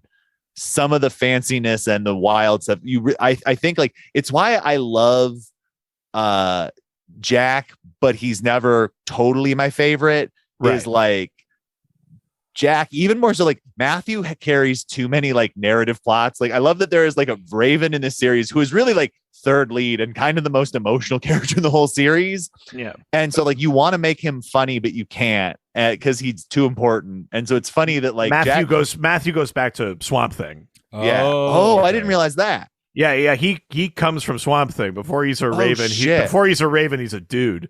Oh, I didn't know that. Yeah. Because Matthew's great. Like Matthew's one of my favorites. And so Jack comes in and becomes the comic relief when you can't go out into the world quite as much. And I think like that runs good. I need to reread Brief Life. I don't think I've read it since I was hang on. in Did I high get it wrong? school. Is it Swamp Thing or Hellblazer? Could be either way.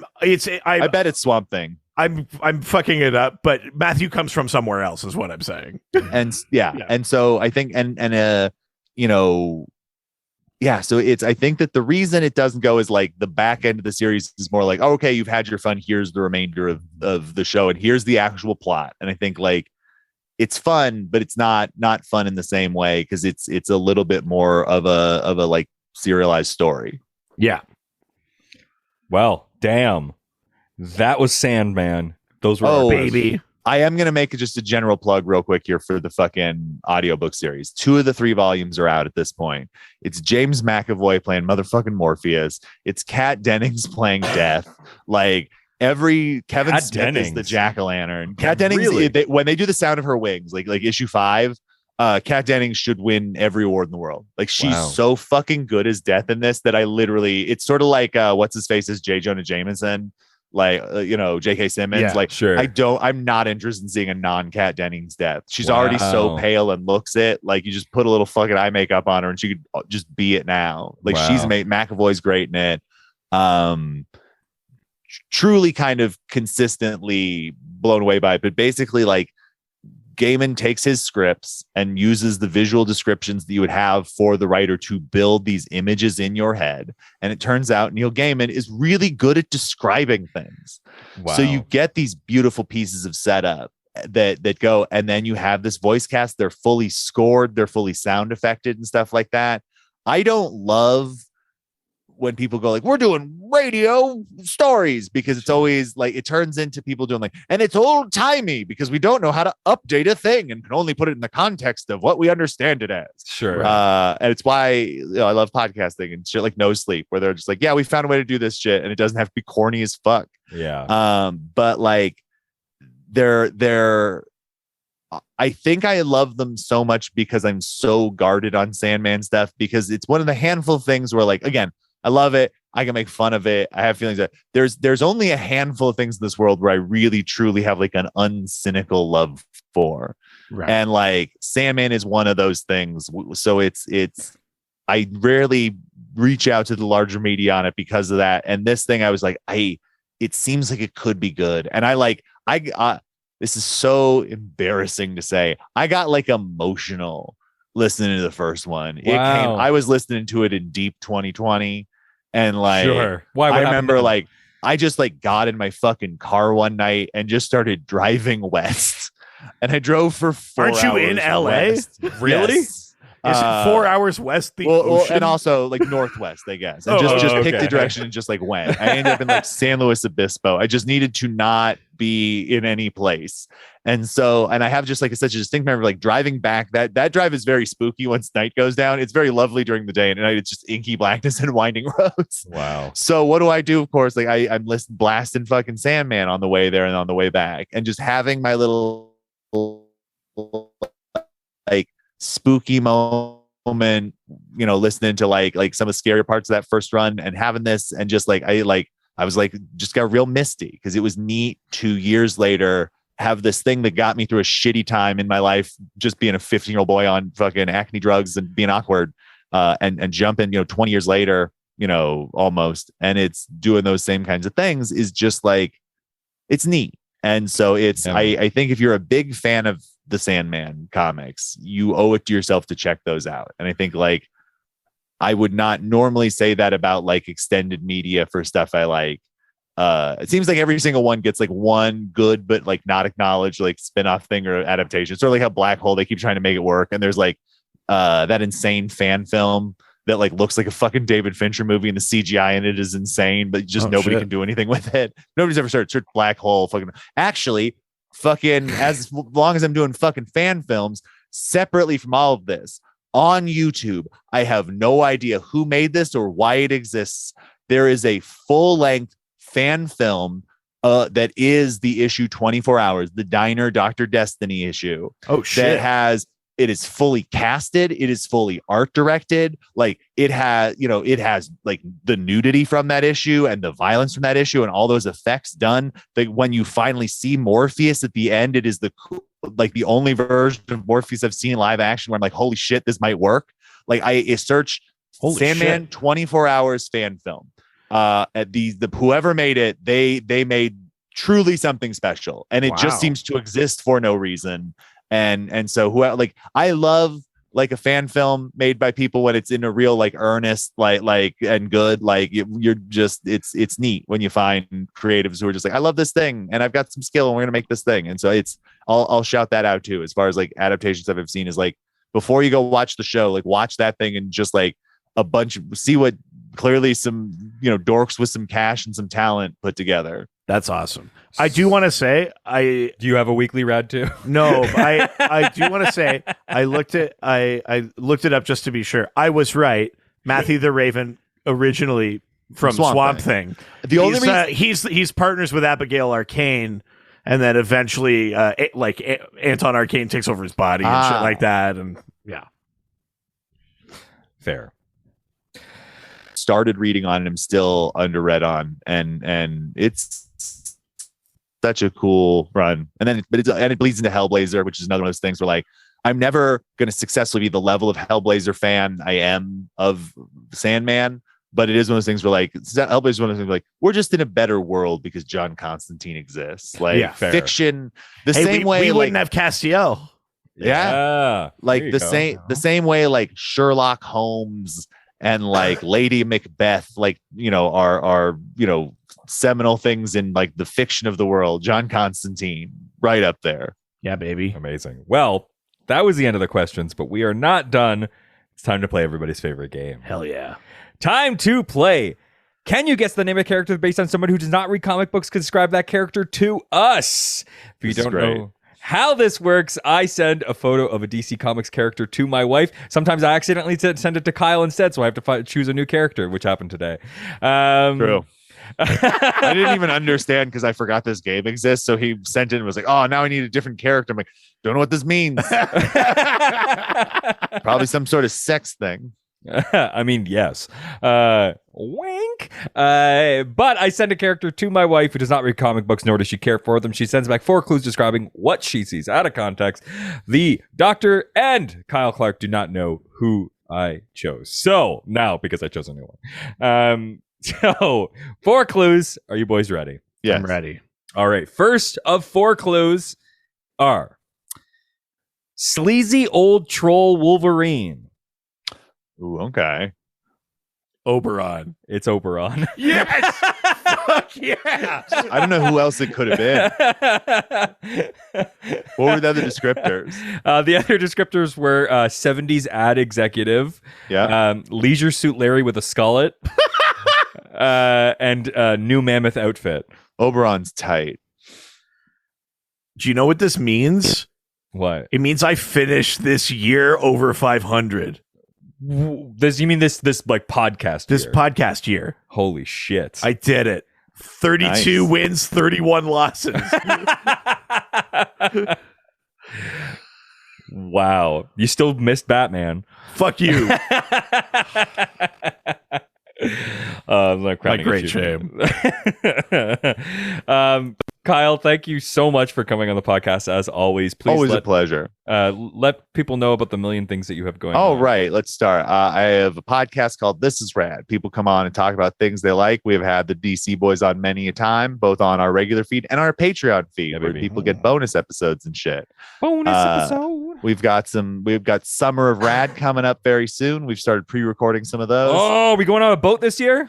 We are not, but Lisa is doing one so long as the episode records, and it's going to be lovely. We were like, what do you want to pitch this year?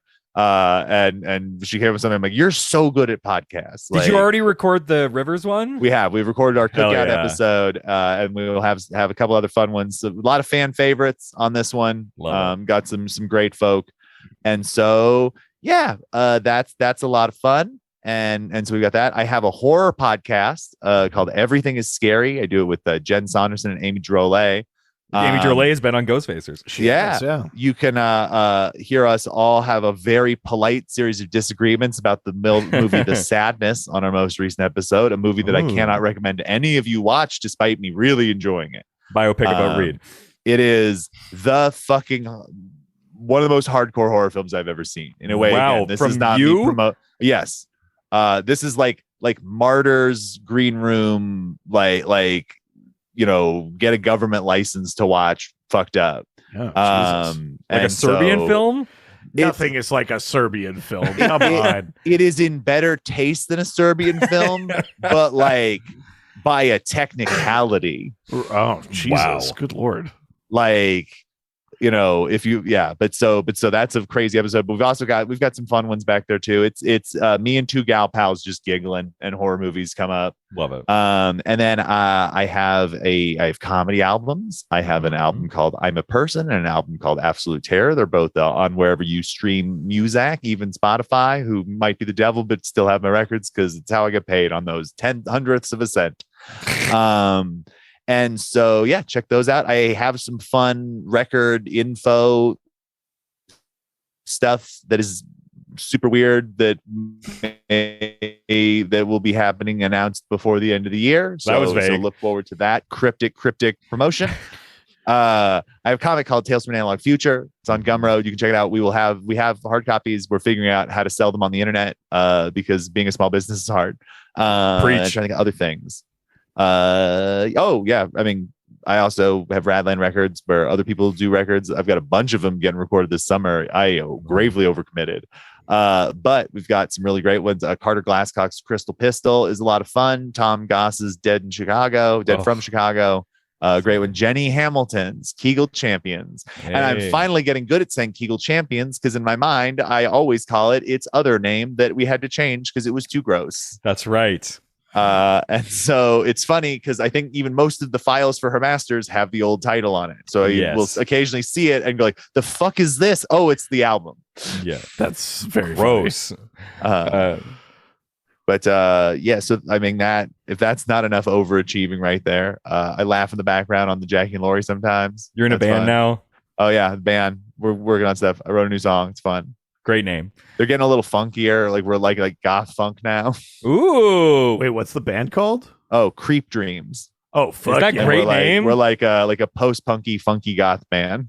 I love that. It's fucking so goddamn good. Yeah. If you listen to this and you live in the Los Angeles area and any witchy ladies who can sort of sing but don't have to sing super well, send them our way because we are still looking for a singer. Hell yeah. I'm doing everything in my power to not have to sing in this goddamn band. You make good art on your Instagram? Yeah. Sure. I'll throw both things. Yes. Follow me on Instagram at Kyle Clark is Rad, where I guess you could see all these things. But yeah, I'm getting better at promoting things on there because Richard told me to. So check out. I got artwork and stand-up clips on there, and I'll have show info if you go there. So yeah, Kyle Clark is Rad on the Instagram. And other than that, I'm pretty much good. Yeah. What else you got going on? Jeez, we'll pick up the pace. There's other stuff, but like, I know there is. I know. Look, if I stop, then I have to reconcile with everything, and I'm not going to do that now. Do you know who you're talking to? Yeah, the other guy who I met, and I'm like, oh, I see you're speed walking forward, never backwards, too. We've got the same sickness. Wonderful. All right. Well, who was I was talking to somebody where I said something and it was wildly unhealthy, and then. Oh my God. Incredible. All right. We would love to hear from you residents. You can send more questions for episodes coming this month. Well, we're in Fanagar. Yes, we're in Fanagar, but next week is like the annual comes out on Sunday. Holy shit. Was that year 5? It's year 5. And God. Then we're doing mailbag episodes all week next week. But then the week after that, we'll be doing whatever wins the Fanagar tournament of pandering. That's right. Can't believe year 5. If you go back and listen to our karate episode with Anna Valenzuela from a few weeks ago, if you listen to this, we have the flip side story of I assume still one of the great moments in Doctor's DC history. The I believe it's Docmas 2 is the one where you guys both get like blackout drunk. Anna reminded me that after we talked to you guys on the phone in the parking lot of Marie Callender's, which two drunk Canadian boys thought was the funniest thing in the world, that two of their friends were at a Marie Callender's. We went to a party sitting next door, and I forgot that we got into a slightly too heated toy sword fight. We are both in our 30s. And so I was reminded that I'm like, oh, that's right. We did the dumb doc thing. And then we went on to do a different dumb thing almost immediately afterwards. God, that's amazing. I haven't listened back to that in a very long time. There's a full 2 episodes that you're basically not in because you're too drunk. Yeah. Dogmas 2 was a mess. Which is crazy because Dogmas 1 was the rum and eggnog. Yeah, but that was just you who got drunk. I was fine. Yeah, sure. Was Dogmas 2 white wine? Dogmas 2 was white wine. Oh yeah, that was the worst. You were some of the drunkest I've heard a thing that's alive. That was where the two of us over 12 episodes went through 7 bottles of white wine, and on the final episode I also drank a bottle of red wine. Yeah. Man, 5 years. Remember when we were the new podcast? Do you remember being young enough to drink that much? It's crazy that your podcast has lived long enough for another one of your podcasts to overshadow it. It's so true. It's painfully true. Yeah. Well, if you want to send a question whenever we are taking questions, you can send them to all of our different social media platforms like our Facebook, Dr. DC Podcast, our Twitter, at Dr. DC, our Instagram, Dr. DC Podcast, our email, drdcpodcast@gmail.com. We have a subreddit, r/Dr_DC. You can give us a phone call, 208-917-3238. That's 208-917-DCEU. If you're nasty. We're young and cool, so we're on TikTok. At Dr. DC. We're old and we're irrelevant, so we're on the web and we have a website. Yeah, drdcpodcast.com or .ca. Why don't you jump on one of those podcast platforms, give us a 5-star review and leave a review, and we will read it on a future episode the show. Also, why don't you send us some physical mail? Yeah, 301 Hogue Street, Hoge Street in Whitehorse, Yukon, Canada, Y1A1V8. You can send that to either Richard Eden or Reed Vanier. God, those Canadian zip codes. They're not zip codes, they're postal codes. God, get it Canadian right. Zip codes. I'm sorry I couldn't hear you. I was busy being over here in America. Yeah, it's hard to hear over the gunshot. I was just going to say that. Fuck, you beat me to it. Look, we found a thing to get good at. That's American exceptionalism. Not dealing with baby. gun violence or diseases. That's kind of our two industries at this point. You're great at that. Look, you get torn because you love to see what American industry is at its finest. You wish it wasn't just to slowly destroy everyone in sight.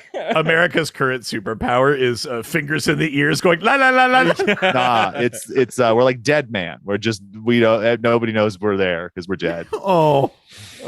Didn't even make sense. It sounds like I'm making a statement, like I'm pulling a Michael Moore, and then you're just like, those were just words. Yeah, wait a minute. I mean, that's our podcast. Well, if you want to continue that support, you've given us a 5-star review, you already sent us some mail, maybe you want to pay and get something out of it, which means you're going to give us some money to subscribe to our Patreon and get more episodes. Clunkiest way to phrase that. But yeah, patreon.com/DrDC. There's a $1, $5, $7 Richard likes level. to imply you might on the Patreon get Reed's panties, but it's not actually a level. You go to hit the button and then it just signs you up for some charity bullshit. Yeah. Boo. I wouldn't give money to charity. Boo, charity. Yeah, all those levels give you access to the Discord, our awesome fan community. At the higher levels, you get bonus episodes, you get videos, you get theme polls. There's the Fanagar Second Chance tourney that's happening right now. All sorts of fun stuff. It helps to support us. That's right. And we've talked about many of the guests who have appeared on this other podcast today. Amy Drolet, Ron Swallow, Kyle Clark. So many people have, Keith Carey, so many people have from the This Is Rad family have been on this other podcast that we have all about the TV show Supernatural. Yeah, our bigger, more successful podcast. Did not know that was the big one. Glad that's the one that I really quickly figured out how to hitch my wagon to long term. Yeah. Much more successful. Ghostfacers, a Supernatural rewatch. We're going through every single episode of the CW Supernatural. We are well into season 5 That's at right. this point. We talk about real world monster lore, behind the scenes stuff about the show. It's getting thirstier every week, baby. Somehow. Is my girl back in the show again yet? Wait, which one is your girl? Fan fiction girl? Oh, Not yet, but she will be. Don't worry. My She'll be favorite back. character in the show now. Yeah, Becky. Yeah. Yeah. Becky The with librarian that likes writing erotic fan fiction. My favorite character in anything. Oh my God. Just wait. Oh, the new guy is coming up soon. Anyways, that is it for this week. Thank you so much, Kyle. Please say goodbye. Bye, everybody. Adios. Ciao, ciao. What is right? Live with danger and adventure. They are men of might. This was a Brain Freeze podcast.